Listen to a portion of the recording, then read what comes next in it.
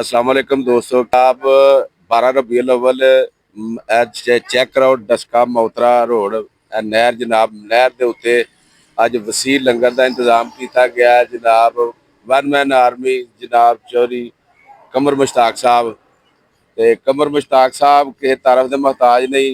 इस इलाके के सारे दोस्त जानते हैं कि हर 11वीं के उत्ते ऊँट जिबा करके ते कच्चा पक्का खवाई जाते हैं। तो इन्हों का नारा की है, आई जाओ खाई जाओ ते लई भी जाओ। मतलब ना कोई सियासी नारा है ना कोई मजहबी नारा है, एक इंसानियत का नारा है कि भाई आओ तुसी खा लो। जे किसी ने घर वास्ते खड़ना है दोस्त वास्ते खड़ना है तो लैके जा सकते हो। ते अज ए चेक कराओ जी तोड़ा पूरा जिहड़ा ना माशाअल्लाह नींबूआं दा अपने बाग चों लैके आए ने। नाल चीनी दे कोई 4-5 तोड़े ਸਕੰਜਵੀ वास्ते ते नाल जलेबियां ਚੱਲਣਗੀਆਂ ते जनाब ਉਹ दूर इन्हां नूं चेक कराओ नहर के किनारे के उत्ते जनाब ऊंट लिया के ज़िबा किया जाता 12 रबीउल अव्वल के मौके ते दोस्त आउण ते आके खाण भी। कमर भाई की हाल है, ठीक हो?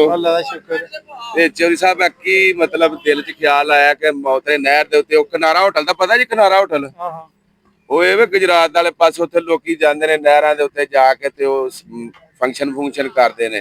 ਤੇ ਤੁਹਾਨੂੰ ਇਹ ਕੀ ਦੁਕਾਨਾਂ ਲੈ ਕੇ ਤੇ ਤੁਸੀਂ ਜਨਾਬ ਗੱਡੀਆਂ ਲੈ ਕੇ ਬਾਲਣ ਦੇਗਾ ਲੈ ਕੇ ਇੱਥੇ ਨਹਿਰ ਤੇ ਆ ਗਏ ਹੋ, ਕੀ ਦਿਲ ਕੀਤਾ ਹੈ? ਇਹ ਅੱਗੇ ਵੀ ਅਸੀਂ ਮਾਸ਼ਾਅੱਲਾ ਚਲਾਉਂਦੇ ਜੇ ਇੱਥੇ ਨਹਿਰ ਤੇ ਚਲਾਉਂਦੇ ਤੇ ਆ ਉਹ। ਲੇਕਿਨ ਆ ਜਿਹੜਾ ਅੱਜ ਊਂਟ ਵਾਲਾ ਸਿਸਟਮ ਤੁਸੀਂ ਵਿੱਚ ਪਾਇਆ ਨਾ ਕਿ ਊਂਟ ਇੱਥੇ ਲਿਆ ਕੇ ਕੁਰਬਾਨੀ ਕੀਤੀ ਉਹਦੀ, ਮਾਸ਼ਾਅੱਲਾ ਆ ਬੜਾ ਵੱਡਾ ਕੰਮ। ਨਹੀਂ ਉਹ ਇਸ ਲਈ ਪਾਇਆ ਭਾਜੀ ਜਿਹੜੀ ਉਥੋਂ ਵਾਲੀ ਭਾਮ ਹੈ ਨਾ ਲਾਲ ਕਰਕੇ ਸਾਈ ਨਹੀਂ ਕੱਢਦੀ।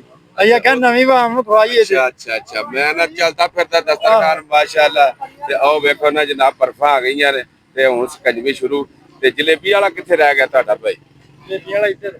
ਤੇ ਊਂਟ ਜਨਾਬ ਨਾਈ ਕਸਾਈ ਹਲਵਾਈ ਕਮਰ ਭਾਈ ਸਾਰਾ ਕੋਈ ਨਾਲ ਲੈ ਕੇ ਆਪਣਾ ਟੁਰਦੇ ਨੇ। ਤੇ ਇਹ ਜਿੰਨਾ ਵੀ ਕਰਦੇ ਨੇ ਇਹ ਇਕੱਲੇ ਕਰਦੇ ਨੇ, ਅਸੀਂ ਯਾਰ ਦੋਸਤ ਆ ਸਪੋਰਟ ਕਰਨੇ ਆ ਜਾਂ ਨਾਲ ਖਲੋਨੇ ਆ। ਤੇ ਅੱਲਾਹ ਪਾਕ ਇਹਨਾਂ ਨੂੰ ਸ਼ਾਦ ਤੇ ਆਬਾਦ ਰੱਖਣ क्योंकि ये वो काम करते हैं जेड़ा कोई नहीं करता।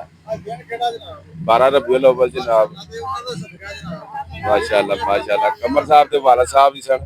अल्लाह पाक उन्होंने जन्नत च घर दे माशाअल्लाह माशाअल्लाह। पुराना ही सिलसिला चलता पिया कई सालों तो चलता पिया, अज कोई नवा नहीं है। ते लिया बखर दरबन केपी के सरहद फैसलाबाद लाहौर हर पासे जनाब लंगर चला के आया ਤੇ ਇਨਸ਼ਾਅੱਲਾ ਹੁਣ ਆਪਣੇ ਸਿਆਲਕੋਟ ਦੇ ਵਿੱਚ ਚੱਲਦਾ ਪਿਆ ਤੇ ਇਹ ਜਨਾਬ ਅੱਲਾ ਦੇ ਹੁਕਮ ਨਾਲ ਚੱਲਦਾ ਹੀ ਰਹਿਣਾ।